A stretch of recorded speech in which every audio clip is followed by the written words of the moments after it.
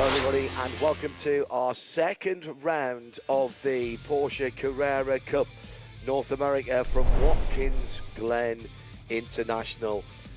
A little bit overcast today and we'll get to the weather conditions in a moment rather. John Hindorf and Peter Mackay in the IMSA Global Broadcast Centre waiting for what we're hoping to be another exciting race. Certainly was tomorrow. We will remind you of that in a little while. Beautiful green surroundings here in a circuit that is absolutely superb. It's got a little bit of everything. In upstate New York, Finger Lakes region, lovely to come here at any time of the year. Plenty of hiking and biking trails here, as well as warm welcome and hospitality by the locals. And they love their sports car racing as well. Action areas, well, down the hill to turn one, up through the S's, the braking, the heavy braking for what's called the inner loop or the bus stop, and then round into the extended section for the boot, if you will, above the top of the brow to turn 8, the heel of the boot, and it is sort of a representation of a short sock at least, if not a full knee-high boot, if you see what I mean. We'll get to the conditions this morning in just a moment. Yesterday we had a cracking race. The green flag in near perfect conditions as the cars were rolling out, all 30 of them. Ryan Yardley on pole position, but it didn't take long for Riley Dickinson to fight his way through the field and get to the head of the pack. Marco Cironi had a nasty moment braking for that inner loop bus stop and took out another car as well in that, and it took a wee while to get that one squared away. Peter Atwater, the car that had to avoid him. Ultimately, Riley Dickinson was never caught or headed despite a couple of 3 restarts. And Peter Mackay alongside me. We're hearing from the pit lane, those who are outside, there are 1 or 2 sprinkles here for these Yokohama short cars. And this could spice things up massively, because the cars have started on the Yokohama Advance slick and that rain continues, then we could well be in for a very, very interesting race indeed. And it's probably not what Riley Dickinson wanted starting from pole position for this race. This race is based on the second fastest lap during the qualifying session. We saw Dickinson start from 3rd yesterday and win the race from 3rd on the grid. Now he starts from pole. He will have right alongside him, he will have the car of Jimmy Libre, then Ryan Yardley in 3rd and Tyler Maxson starting in 4th. So that's the front 2 rows of the grid. Let's have a look at the rest of your Porsche Carrera Cup North America starting grid.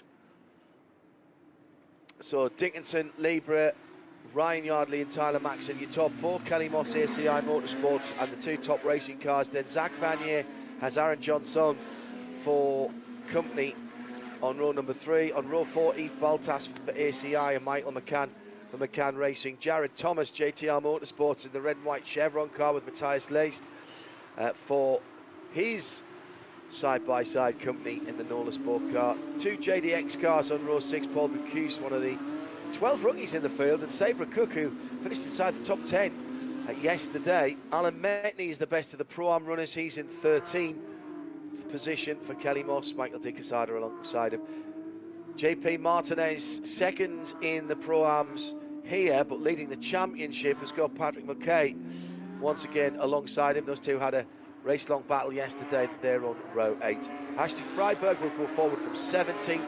Jean Chatouin from 18th. Matty Stewart finished inside the top 20 yesterday and will start from 19th today with Wes Slimp alongside her. Scott Blind is the best of the Masters with Peter Atwater alongside him on the 11th row of the grid. Then Richard Edge, Rob Walker, James Sofronas, Todd Parrier, Jody Miller and Brady Behrman. And James McCann and Marco Cironi, after that accident yesterday at the inner loop, not starting. So 28 of the 30 cars have made it back to the grid. Lights are out on the Porsche 911 safety car. 40 minutes on the clock. Let's get ready to race here at Watkins Glen. The safety car peels off right-handed and leaves the field in the hands of Riley Dickinson. It's the Sealand's 6 Hours of the Glen weekend and the second competition for Porsche Carrera Cup North America. It's a long hold as they come down to the green flag, which is in the air, and we are racing. Riley Dickinson pushed across to the inside wall. Ryan Yardley right on his tail, might be bump drafting him down the front straight as Jimmy Libra comes around the outside. He by far got the best start. There's a touch and there's 4 wide and Dickinson's in the wall. Dickinson in the wall on the right hand side, the championship leader in trouble early on, but he's still moving. Maybe got away with that. Has he got a puncture? No, there's a huge accident behind. That will have been the knock on. This will be a red flag, I think. We can't drive through that. We've seen this before with the Porsches here at Watkins Glen International. They funnel down. Someone will have gone wide going through turn 1 and got squirrely coming back on the curbs, facing the wrong direction. Cars all over the place. The green number 12 turning around in right in the middle of that as well is Jody Miller in the silver number 21. Scott Blind, championship leader in the Masters class as well. Todd Parriott, I think, got through. Second place driver in that championship. There's still a bit of Austin Powers back and forth going on to get the cars moving. It's Peter Atwater again hoping to drive away. He may well have dodged yet another accident. He dodged one yesterday. Looks like he is going to be able to drive away from Peter's that accident. I think he may well have a... Is his front left tyre maybe going down? I thought that. So we'll see. Riley defending with the green and white car. Round the outside, Jimmy Libra. And then we get 3 across the track. As I said, people coming back on. Riley Dickinson did brush the wall and the edge of the track, but it's behind him where it all goes on. My goodness me. We had a car up on its side for one moment or two, and that was Jody Miller's number 21 car that took a wild ride. And James Sophronis as well, getting into that as well, into the back of another car. Oh, it's all arms and elbows. Oh dear. That was a very acute angle hit as well by a car further back down the field. I think that's the car at the back there. We've lost at least 3 cars in that, possibly even more. And Peter Atwater is going to have to put the lottery on this weekend if he has driven away from that. 2 championship leaders, 2 class championship leaders involved there in the pro class overall, and in the secondary class, one of the secondary classes as well. I also saw the number 54 going around there, which is Patrick Mulcahy. He was third in Pro-Am. That was a car I didn't pick up beforehand, and there's another car further up the track as well, Peter, which I think is actually Freiburg. Yes, it is. She's being helped away. She's had no luck in the last couple of races. No, had a good run yesterday, but that's really unlucky. Yeah, Patrick Mulcahy lost it on the curb on the exit of turn 1. It's quite quick through there, and when you've got a little bit of moisture in the air, it's easy to pitch the car around, and that's exactly what happened. And that was then what kind of kicked off the whole melee. That is such a... It is an accident we've seen several times at that section of the Watkins Glen circuit. We've had it in the Sealand 6 Hours of the Glen in the past, where you just need one car to even, not even crash, one car to even have a moment, and it can trigger a big accident. That's why yesterday we mentioned that when all the field got through there without incident, it was a really good job by all the drivers. But it just takes one tiny incident, one tiny mistake, and then all of a sudden it triggers a big one like that. So Scott Blind involved there. It all started with the big defence from the front. Jimmy Libra hip checks Riley Dickinson into the barriers, but Riley came back on without any problem. I thought something might have happened earlier or further back that he kicked that off, but that wasn't the case. Richard Edge was involved there as well, going backwards into the Armco in the number 18. That was another car that's further up the track. Scott Blind and his car is stranded there, picking their way through as the rescue continues. Dickinson drove away from the incident, but it looked like Libra, when he got onto the curb, he just had a little bit of a moment, and that kicked him to the right slightly, and that was when he made contact with Dickinson, which then moved him across into the wall over on the right-hand side. But for Dickinson, he'll come in there. He's probably hoping it's going to be a red flag, so then come back to the pits and have a look at things. But Yeah, there's a huge amount of clean-up work to do. There's Well, debris everywhere, all over the circuit. Peter Atwater, by the way, has been through the pits in his GTR Motorsport Engineering Porsche, the number 12. It wasn't a good day yesterday for JTR. Scott Blind in the Ruckus Racing yellow and blue overalls walking back, being checked over by our hard-working and excellent AMR safety crew. Walking past another one of the cars involved. That was the ACI car. I think that was Marco Cironi's car. No, Marco didn't start, did he? Excuse me. So that would have been Richard Edge's car, the number 18. Yes, it was. The AMR safety crew, they have an amazing set of skills in terms of how they deal with an incident, but also they almost have to be a little bit of a shoulder to cry on as well, because often they're escorting a driver or helping a driver back, and they might be physically fine, but they're obviously very angry that the race is over, and they've got to have a calming nature just to diffuse the situation down, and that's quite a set of skills to have. Incidents at turn 1 and turn 2 under review. Peter Atwater was in the pits from pit in to pit out for about a minute, and it's a 38-second transit time. Everyone else behind the Porsche safety car. This is not just about clearing up the track, Peter. There was a couple of the steel barriers that took a pretty big hit, and I would think they'd want to have a look at that as well. There's a lot of fluids down on the track as well as pieces of car, and in behind that Porsche, white Porsche safety car, at the moment there's no way of shortcutting that. If it was on the front straight, you could have gone down the pit lane, and they're having to drive through that. So Riley on driver's right, camera left, is defending against Ryan Yardley. The black and red car, Jimmy Lieber, goes round the outside. Also right in there as well was Yves Boltas. But it's behind that it all happens, and I still really haven't worked out how that kicked off behind them. But I suspect there was contact in the midfield, and then the domino effect happens, and the people have just got nowhere to go. Scott Blind right in the middle of it. Richard Edge turned backwards, and a very damaged James Sofronas coming through. And who was it who hit the wall driver's left at almost head on? That was a really big hit. But I think we've lost Patrick Mulcahy, Ashley Freiberg, Scott Blind, championship leader in the Masters class, Richard Edge, James Sofronas, Jody Miller, and James McCann. Dickinson's going into the pits. Yeah, well, he might as well. They might as well have a quick look whilst they can to check that right-hand side. It'll be the right rear tyre, I think, that they'll be looking at. And check to see if they're still on Yokohama. It's still on the rim. So he's on the inside curb. There's nothing more that he can do. There'll be a question mark as to whether he's getting a little bit of a push from Ryan Yardley, but then runs down and then clips the edge of the orange cutout, the orange overlap.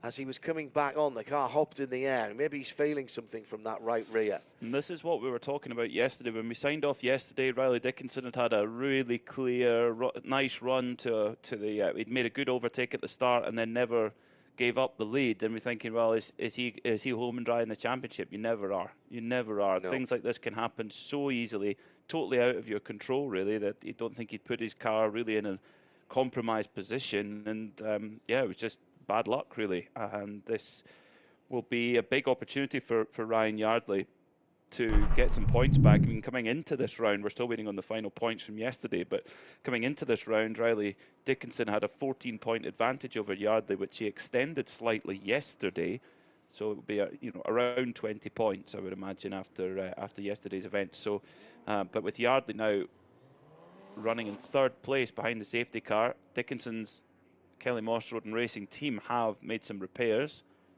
Now, is he going behind the wall, or is he going back out onto the track? He's going back out onto the track.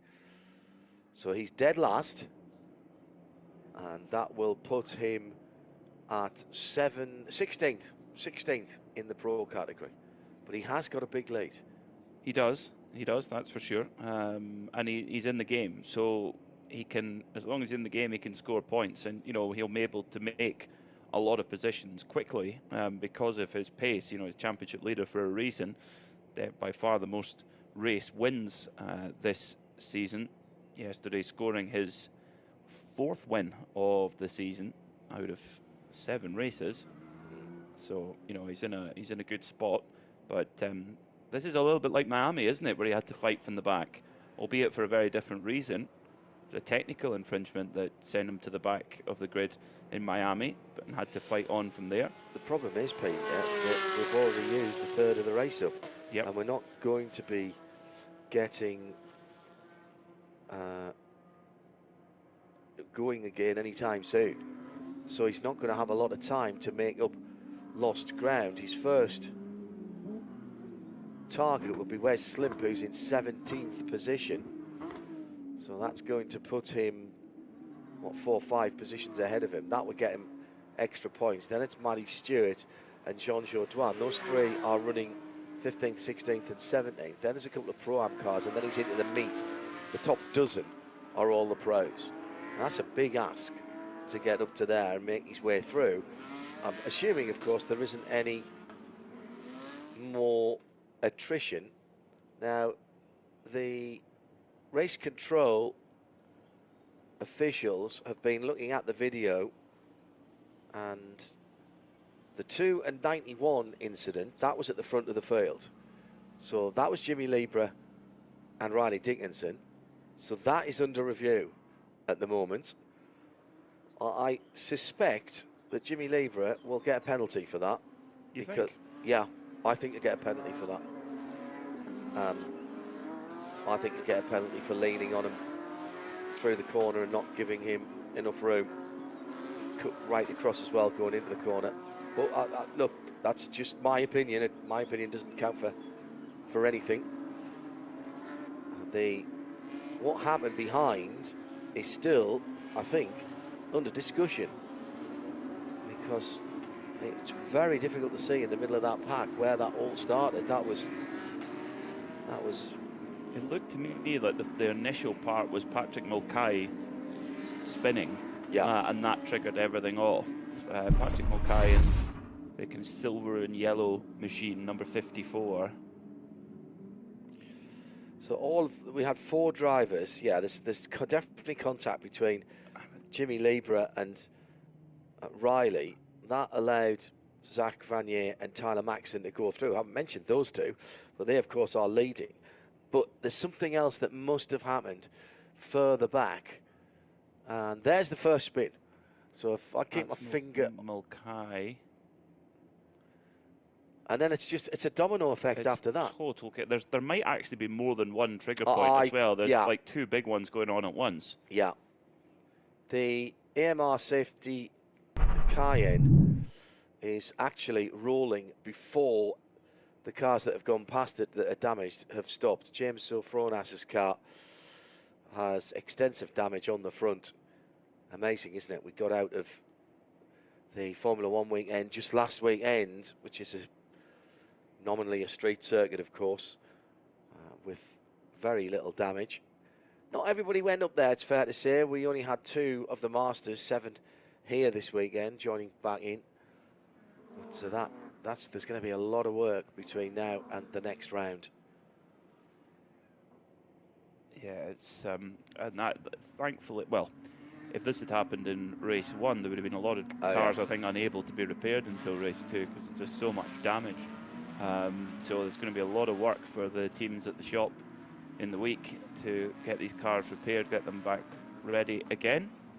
6 cars involved in that, and you can add Riley Dickinson to that, who's dropped all the way to the back, and Peter Atwater, so really 8 cars involved, but both of those cars are back out on the circuit, and that doesn't account for the other cars that had to feed their way through. Very early start for these drivers this morning. Perhaps some of them weren't quite awake enough there. Actually, that's probably a bit harsh. You can imagine they'll be awake. It was even on the warm-up lap, the adrenaline's going, yeah, everything's going. Yeah, They do have a little while to repair the cars as well, because it's not, the next round isn't till the end of July. Correct. End of July, first weekend of August at Road America, so that they've got time to get those cars repaired and things like that. It's not, if that had happened maybe on the Sunday of Montreal, it would have been a really tough ask to get the cars repaired. Just going through, whilst we're still behind, we're not anywhere near going green again yet. There's still clear up to do, and they'll be looking at the barriers. Just remind everybody of how they came in to the points this weekend. Riley Dickinson ahead of by a decent margin, actually, ahead of Ryan Yardley and Yves Boltas and Zach Vanier and Aaron Johnson.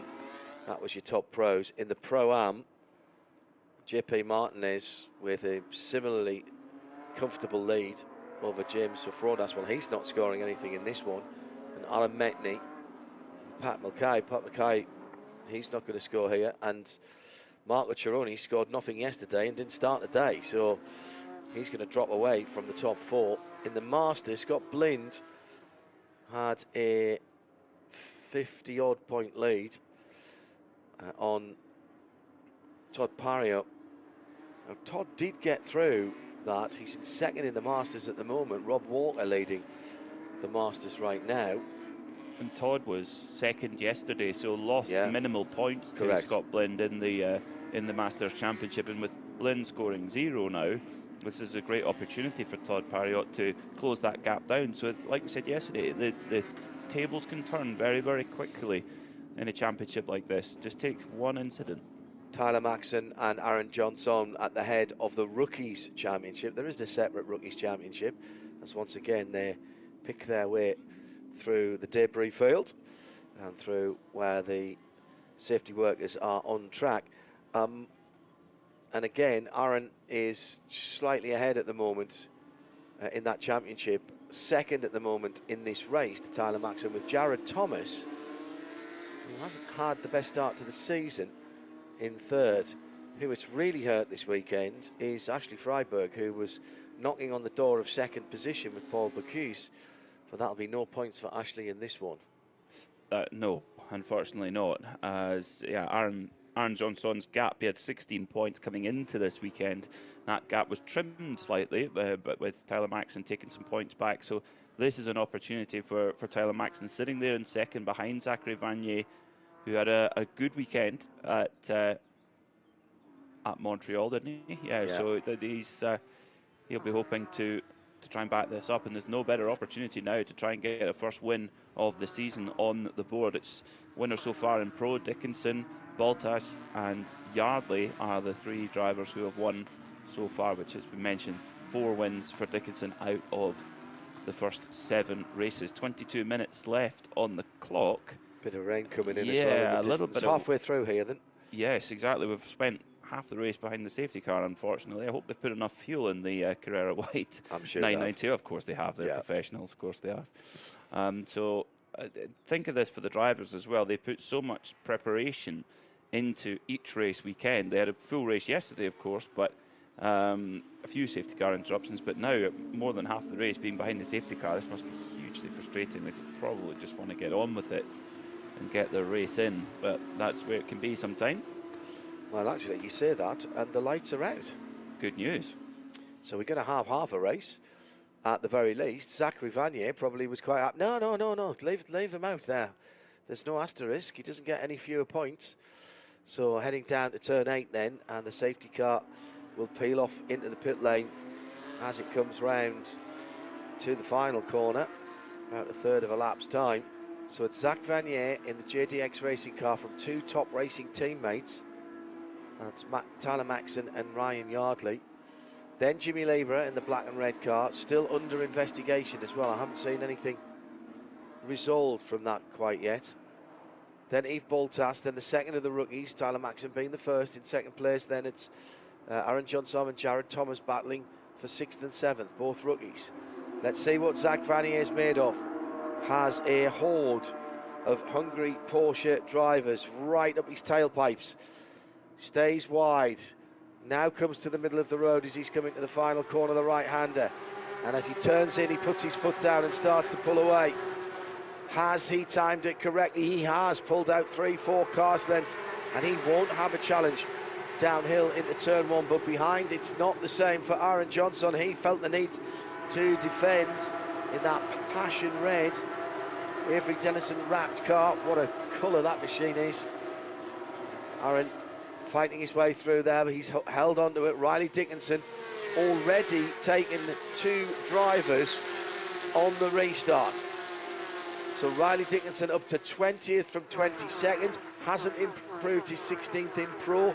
He's got a couple of Masters to go by, and then he's got 3 Pro cars. So there's points on offer here for Riley Dickinson if he can come through the field in the white and green number 91. That's just got to be as aggressive as he can be with the weather in the area, the little spots of rain on the track. How much of that is affecting the grip, hard to say. We'll get a better idea once we've had a couple of flying laps to see what the difference is compared to yesterday. I mean, completely different conditions. Yesterday we had track temperature of over 100 degrees Fahrenheit. Just now it is 72 Fahrenheit, so completely different conditions in this early morning race. 19 Celsius in the air, 22 on the track. 19 Celsius is a temperate 66 Fahrenheit, pretty pleasant.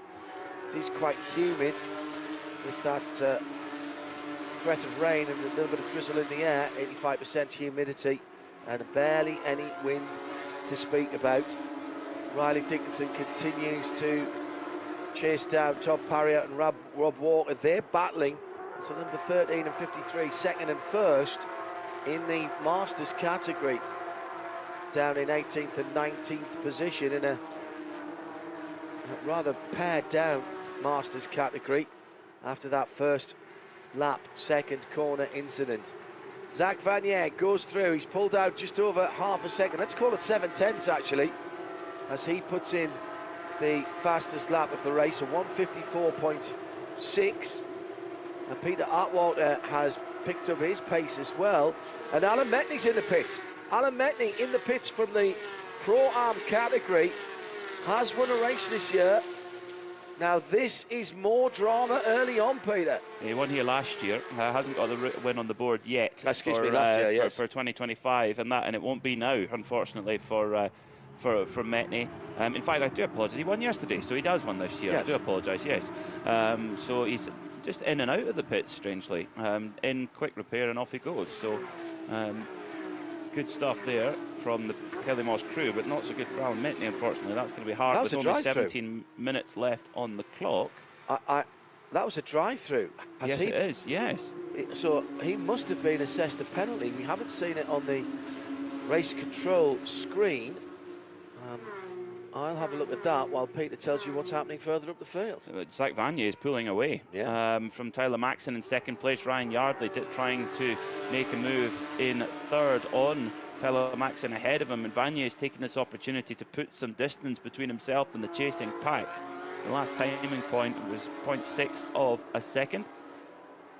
Getting word from the pits that actually the 99 car changed the front right tyre. That's a really, really fast change to get through the pit lane, change a front right tyre, and get back going again in 37 seconds. So the pit transfer lane time is quicker than that. Yeah, that is incredible.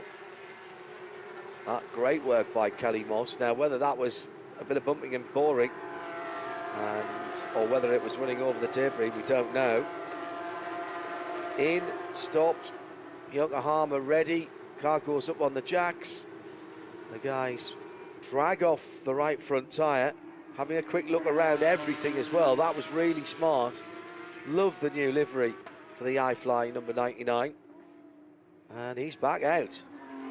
Brilliant stuff there from the Kelly Moss crew, as you would expect. Well, they know how to win. They know their way around these cars as well, that's for sure. There's a good move there from Jared Thomas on Michael McCann. So he gets him to 7th position there. It's coming through the inner loop, the bus stop. One of the toughest corners that we don't talk about enough, actually, is coming down the hill to, if you will, the start of the boot. Left-hander, as you come down the hill, the camber changes right in the middle of the corner, and there's zero runoff on driver's right as you come through there. And it's that's effectively turn 7, turn 6, isn't it? Down there. Just think to yourself, wow, you've got to thread the eye of the needle there. Vanier is checking out at the front of the field, taking 0.4 of a second out of Maxim behind him just in sector 2 alone. 0.2 of a second on this lap as he comes around the man from Ontario in Canada in the Dom's Pizza machine up towards the start-finish point with just under 15 minutes to go. And the gap now 0.869 of a second, a little bit quicker there for Vanier. Maxim trying his best though. It's just that middle sector where it was going away a little bit for Maxim, but Vanier doing a top job here as well. Now where has Dickinson got to? He's got up to 13th overall and 13th in class, so it's only pro drivers ahead of him, so he's kind of got the hard bit of it done. Passed a few pro cars already, and now he's got to get his head down and try and just get a little bit of damage limitation here at Watkins Glen. Meanwhile, in the Masters, it's Rob Walker who leads the way, but he's got Todd Parriott right on his tailpipe right now as they come through the S's, absolutely flat out through there, so quick. Rob Walker in the Herbie number 53 livery, holding on to that Masters lead at the moment as Parriott has a little peek up on the inside there going into the chicane, but decides no, maybe not such a clever idea. And also Peter Atwater, who he is the man. He's like the cat with, well, he is the cat of the field, because he's definitely got 9 lives, maybe even more, because how he drove away from that massive incident there on lap 1, well, I'll never know, but he's now right in the fight, not just for the podium, but for the Masters category win. Yeah, he's done well. Got past Randy Behrman. By the way, Riley Dickinson has picked his way from 22nd up into 13th. So he's gone from 16th to 13th in his class and 22nd to 13th overall. So Riley Dickinson on a bit of a tear at the moment, a 140.4. So he's much quicker than the cars. 149, sorry, 0.493 last time around. So he's a second quicker than the cars ahead of him. Quite impressive indeed as Tyler Maxson sets the fastest lap of the race then, 149.253, trims a little bit out of the lead of Zach Vanier, but only to the tune of 0.08 of a second, so was quicker but not by enough, with only 12 minutes and 55 seconds left on the clock. Now, one thing that Riley Dickinson has in his favour, he does not have to save his Yokohama tyres, because they haven't had a lot of work. Half the race was at safety car speed. The only thing that you've got to be careful about is making sure you get them into the right operating temperature and pressure, and sort of bring them through another heat cycle. But he seems to have done that, and he's already on the back of the next group of cars, which is 12th, 11th, 10th, and I think 9th as well. 11th is Michael de Quesada with the red and white roof, and Riley is there already. This is the championship leader we're talking about, the number 91, the green and white, or is it white and green? You be the judge. The Racing for Children's sponsored machine, or at least when I say sponsored, that is the livery, actually raising awareness and funds for that fantastic organisation. And Kelly Moss down through the years have had a long association with that organisation. They have. That car is if you see that car on the grid for Porsche Carrera Cup North America, you know it's got one of the most promising young talents in it, because Kelly Moss have put so many impressive drivers in that car over the last few seasons. It's quite remarkable actually how good they are at pairing up with talent, and indeed talent approaches them if they want to take on this championship. Kelly Moss is a place you want to be, but you know, right now we've got so many other top teams as well, with ACI, Top Racing, JTR. They're all there trying to really with that Kelly Moss as that reference point. Tyler Maxson has pushed the go button, got the lead down to under 3/4 of a second now. Zachary Vanier put his fastest lap in last time around. It wasn't quite fast enough by round about a 10th. Tyler Maxson takes the overall fastest lap of the race, 0.711 of a second, then another 0.8 back to Tyler Maxson's teammate Ryan Yardley. Red and white car coming into the bus stop.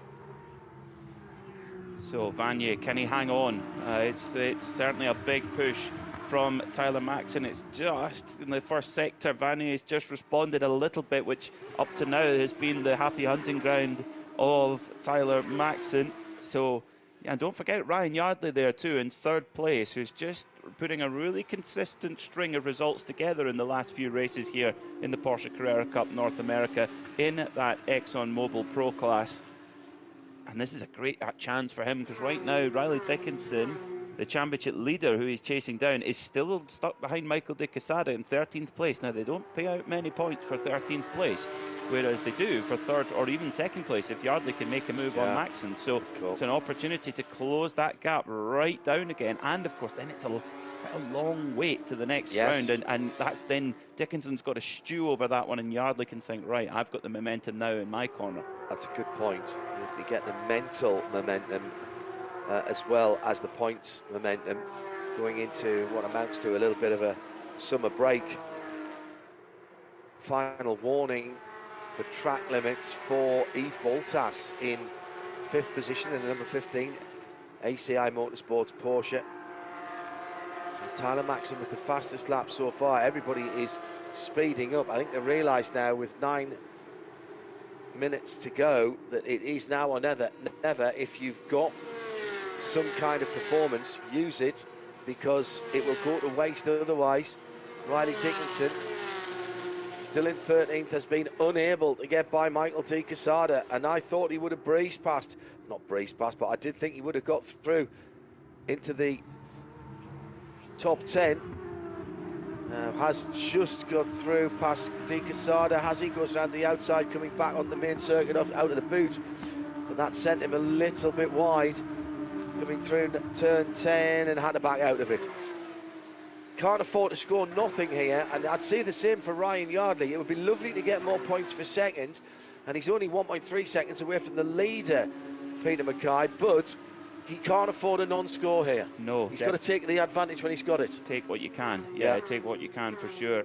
And you got to also think that Maxson's in place to have a really, really strong result, and will be determined to try and get that first win. Yardley's got that first win in the bag already for the season, so yeah, they're in different positions. But Vanier also, I mean, what a performance from him, taking full advantage of that melee at the start and getting his way through, picking his way through really well. Oh yeah. This big moment for Zach and his dad, who often drive to every round of the Carrera Cup North America, just to try and save some budget, because it is not it's not easy for these young drivers to put the financial package together to get themselves keeping going up the ladder. And right now, this would be a hugely emotional win for Zachary Vanier here at Watkins Glen.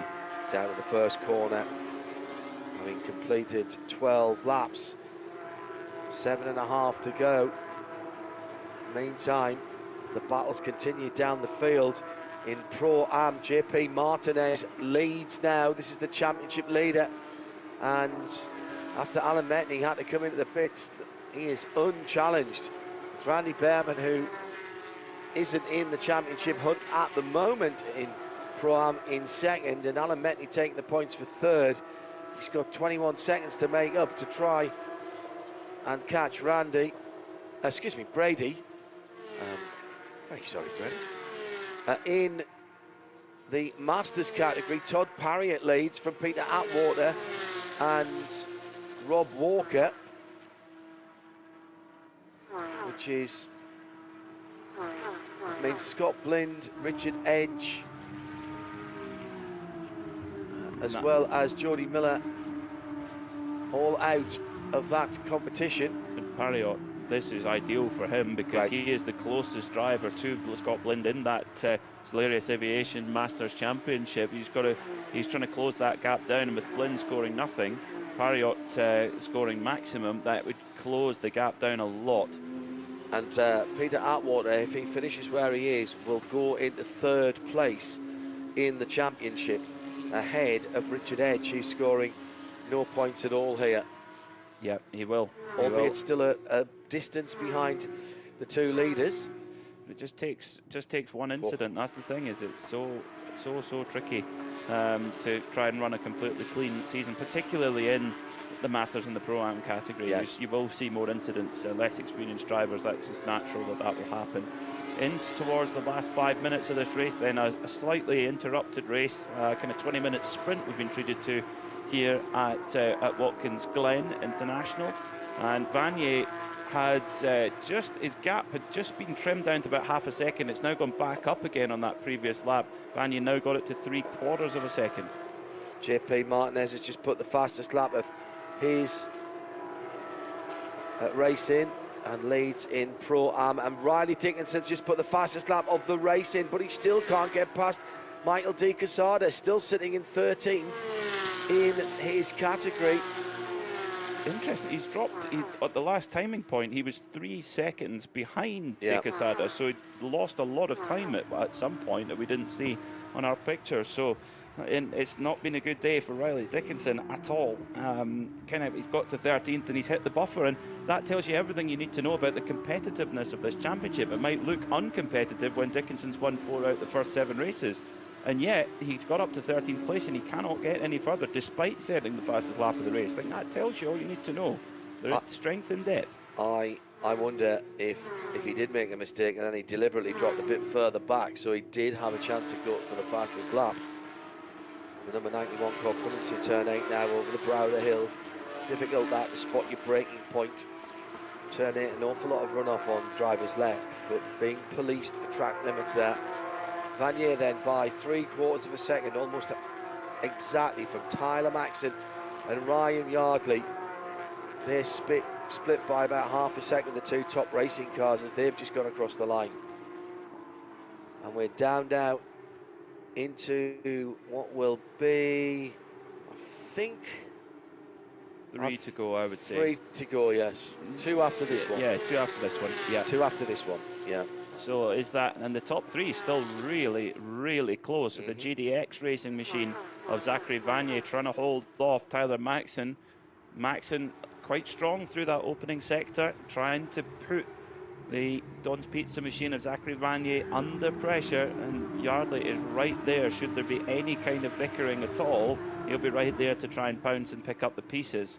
As they head down the hill then towards the chute, the front of the ankle of the boot, if you like, and then down towards the toe of the boot. Amazing piece of racetrack. I don't think there's many places in the world, many racetracks in the world that have such a flow that Watkins Glen has. You keep the minimum speed is so high here. You know, over 150 miles an hour average speed for these Porsche Carrera Cup cars. Another final warning for track limits, and this time it is for Michael De Quesada, the Allegra Motorsports car, in 12th position. There's a few people walking a very fine line, a very fine white line at the edge of the track. The leading trio coming through, rejoining the main part of the circuit, heading towards turns 10 and 11.